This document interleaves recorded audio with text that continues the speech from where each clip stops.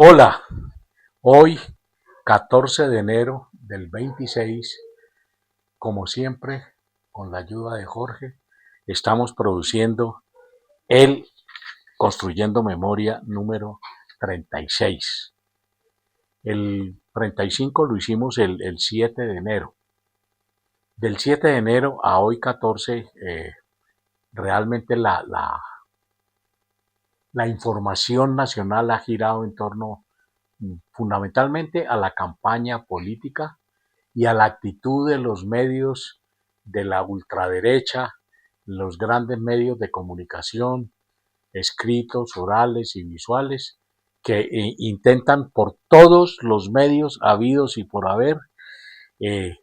imponer a un señor de apellido Pinzón, cuyo único mérito es que es hijo de un ex militar o de un ex policía y que fue ministro de defensa del gobierno de Duque y, y que fue diplomático en los Estados Unidos, pero es una persona que intrascendente, que nos la quieren imponer como todas las imposiciones y la quieren imponer desde una cosa absolutamente desgastada, que es un nombre de una señora Ingrid Betancourt que no pudo chantajear al país demandando por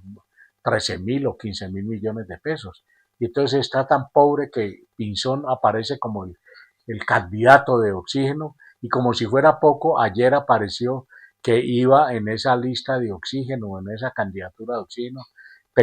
Peñalosa, que es absolutamente de los alcaldes descompuestos que ha tenido esta ciudad de Bogotá. Y por todos los medios intentan que presentar a Pinzón, hasta le han cambiado de peluqueado y le cambiaron de peinado. Sí, pero como decían los viejos, la mona aunque se vista de seda, mona se queda. Eh, Eso me parece que es importante reseñarlo. También es importante reseñar que después del 8 de enero, todas las titulares de prensa, todos los medios habidos y por haber, se dedicaron a hablar de la llamada Trump-Petro y pues, se produjeron memes, el país no, según ellos no cabía del alborozo y del regocijo, porque Trump, un sordo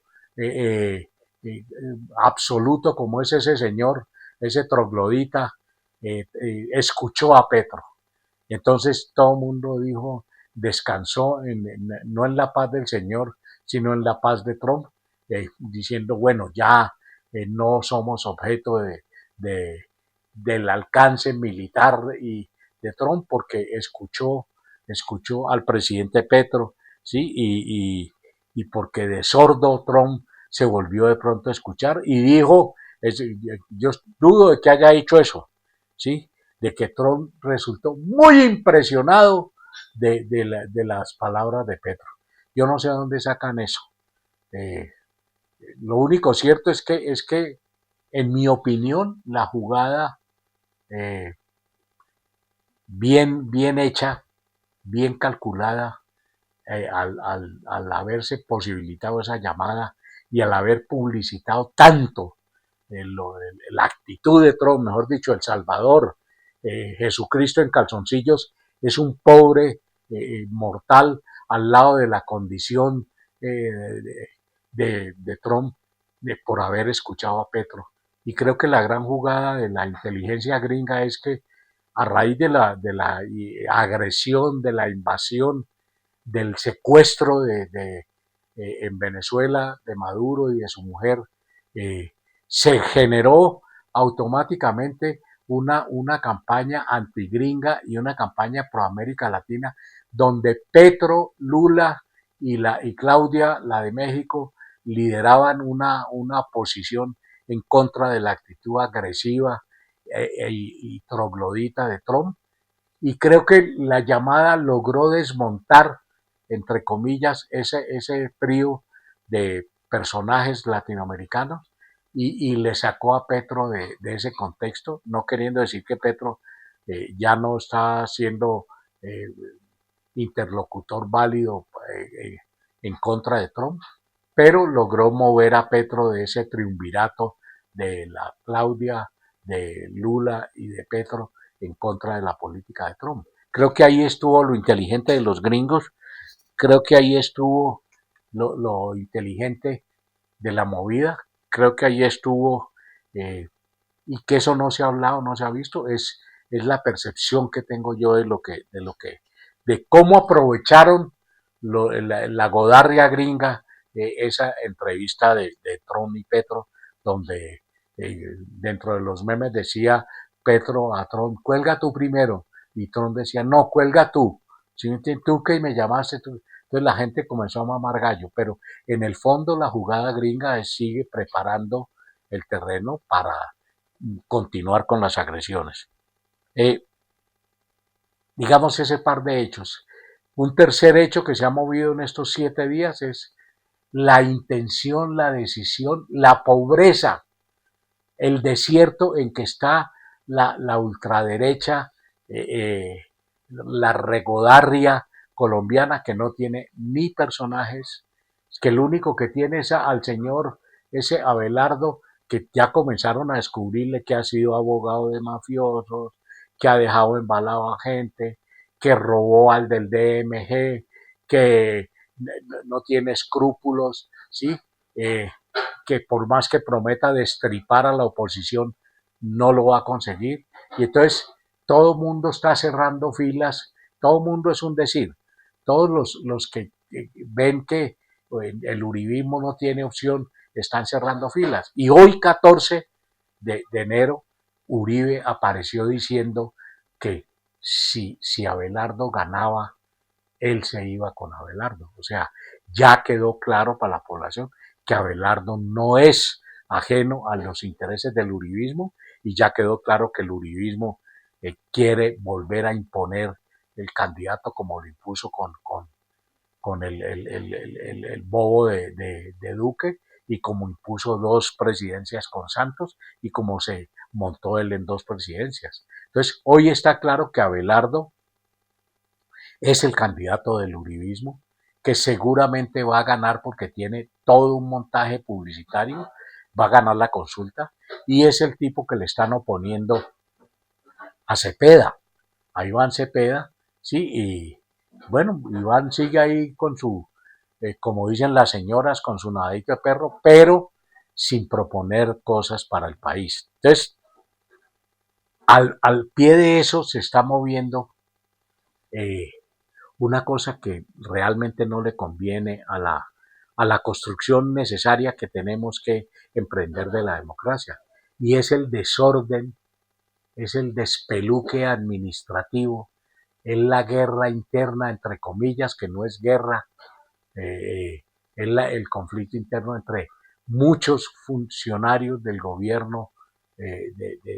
este gobierno mal llamado del cambio, y de todos contra todos. Eh, la señora del DAPRE peleando con el señor Carrillo, que es un hablador y que no ha hecho nada, y el señor de salud peleando con otros, eh, el tipo de educación que no hace nada y pierde los exámenes de una maestría. El, realmente no hay una unidad de criterio, no hay una propuesta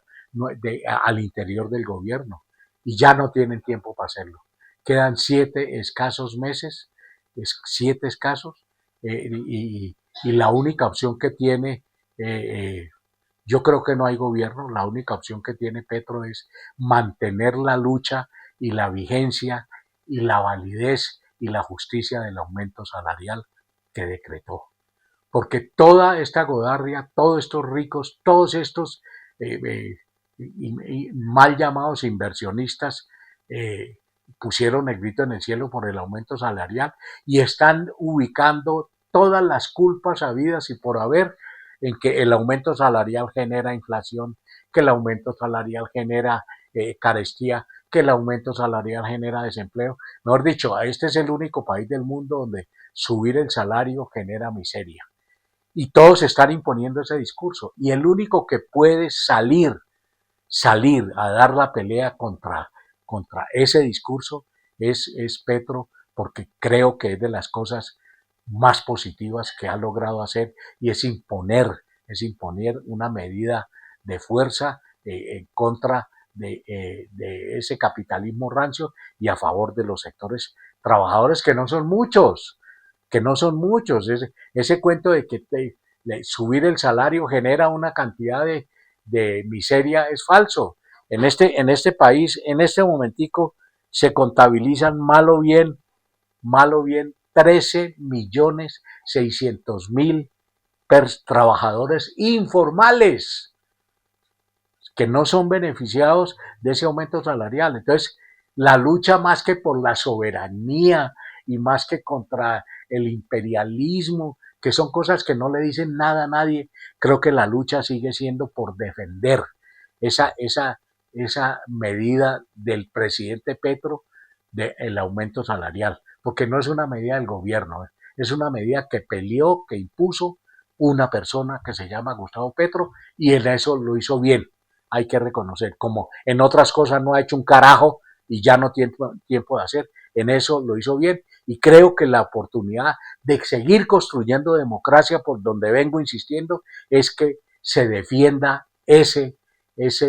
aumento salarial y ese sí se defienda en las calles y sí se defienda en las movilizaciones de masas y sí se defienda en el boicot a los industriales, entre comillas, que se oponen a eso, y sí se defiende en no votando por estos candidatos al Congreso que se oponen a las reformas laborales, en no votando por los mismos de siempre y en tratando de elegir y de hacer un voto inteligente. Eso es en otras palabras, lo que, lo, que, lo que la construcción de la democracia requiere y necesita. Y no tenemos que andar buscando los beneficios extrafrontera, aunque hay que defender la nación. No, hay que defender las conquistas de la población hoy y es la mejor manera de construir democracia, porque la democracia empieza a construirse cuando se genera confianza en la fuerza propia, en la conquista propia y en la posibilidad de un futuro propio.